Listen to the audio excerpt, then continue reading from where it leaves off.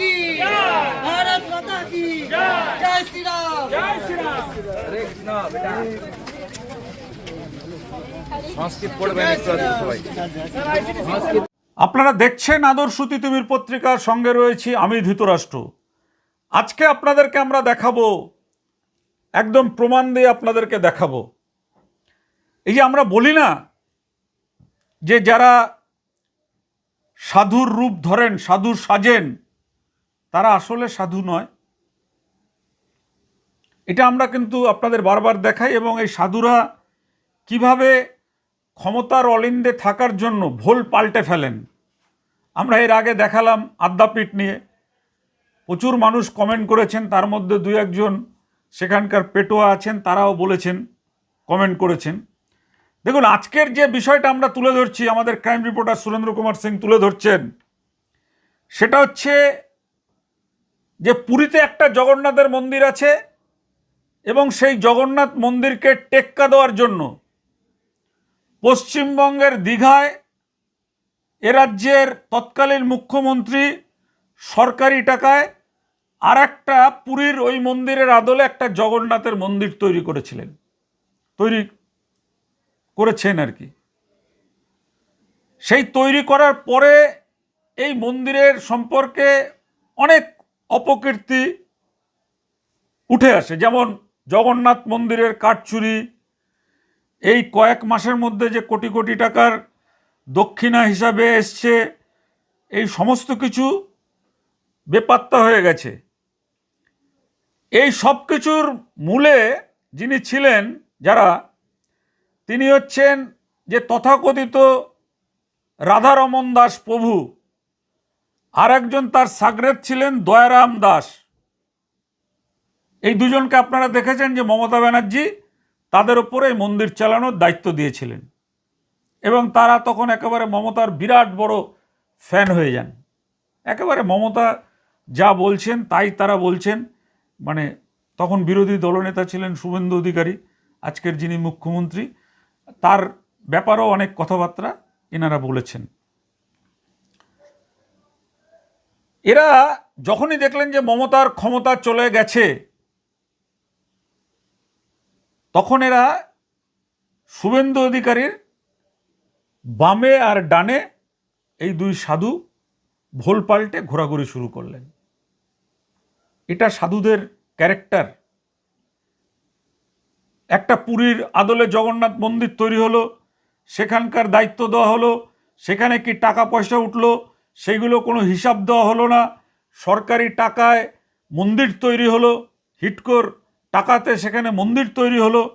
তৈরি হওয়ার পরে এই দুজনকে রাখা হলো মন্দিরের দায়িত্বে, তারা সব লোপাট করে এখন শুভেন্দু অধিকারীর পাশে পাশে এরা ঘুরছেন ভোল পাল্টে। এখানে আমাদের কয়েকটা প্রশ্ন আছে।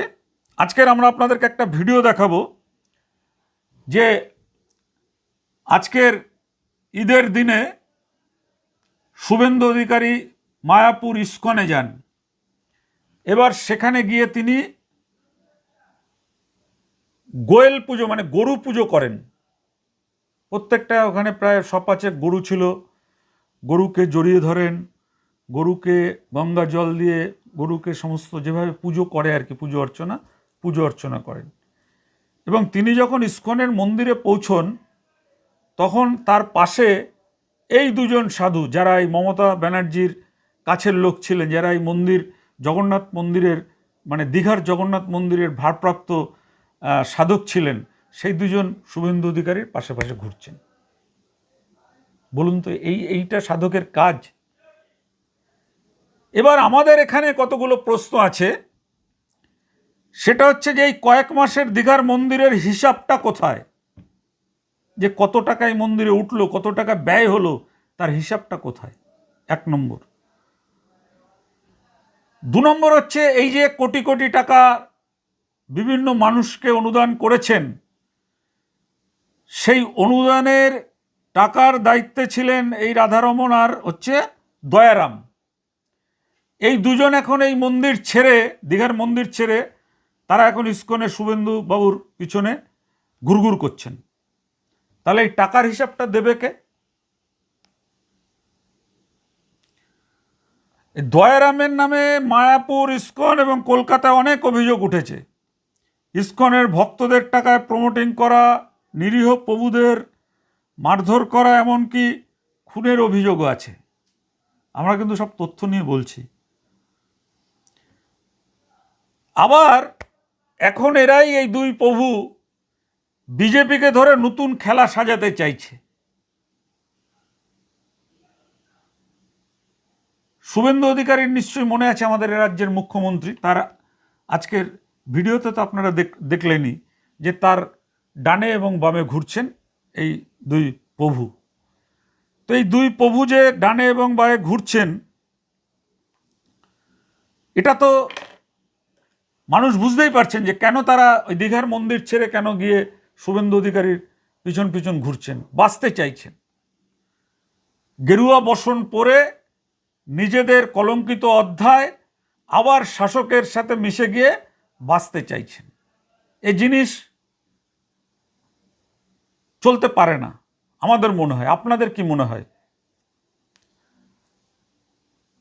দেখুন, সরকারের হিটকোর টাকায় মন্দির, আর সেই মন্দিরের কোটি কোটি টাকার প্রণামীর টাকা লুটপাট।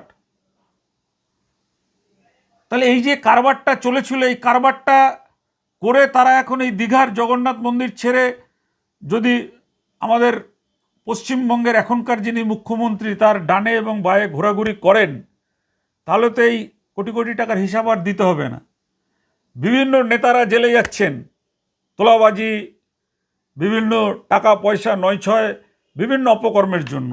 তাহলে এই যে দুজন সাধক রূপ নিয়ে তারা একটা মন্দিরের দায়িত্ব থেকে সেখানকার কোনো হিসাবপত্র কিছু না দিয়ে আবার তারা মানে ক্ষমতার অলিন্দে থাকার জন্য পশ্চিমবঙ্গের নতুন মুখ্যমন্ত্রী শুভেন্দু অধিকারীর পাশে ডানে বায়ে ঘুরঘুর করছেন।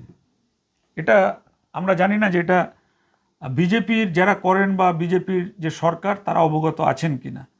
যদি অবগত না থাকেন, আমরা আপনাদের সামনে তুলে ধরলাম, আমাদের নজরে এসছে, আমরা এটা আপনাদের সামনে তুলে ধরলাম। এই দুজন সাধুকে বিচারের মুখোমুখি আনা দরকার, জনতার আদালতে আনা দরকার। যে দীঘার কত টাকায় মন্দিরে উঠেছিল, দীঘায় যারা ঘুরতে যায় সেখানে কত মানুষের অনুদান তারা সংগ্রহ করেছিলেন এবং সেই টাকা কোথায়, কিসে খরচা করেছেন, তদন্ত হওয়ার দরকার। জামা বদলালেই তো হবে না। আমরা সেজন্য আজকের এই প্রতিবেদনটা আপনাদের সামনে তুলে ধরলাম। আপনারা যদি আমাদের সঙ্গে একমত হন তাহলে অবশ্যই আমাদের এই খবরকে বেশি বেশি করে শেয়ার করবেন, মানুষের সামনে তুলে ধরবেন, আমাদের চ্যানেলকে সাবস্ক্রাইব করবেন। আর মনে রাখবেন, আমরাই কিন্তু কখনো সত্য কথা বলা থেকে বিরত হই না। সত্য কথা বলার জন্য আমাদের উপর নির্যাতন হলেও, নিপীড়ন হলেও, কষ্ট হলেও, ক্ষুধা থাকলেও, ভৈভাব না থাকলেও আমাদের লড়াই কিন্তু চলতেই থাকে। আমরা কিন্তু লড়াইয়ের মধ্যেই আছি। দেখুন আজকের সেই খবর আপনারা।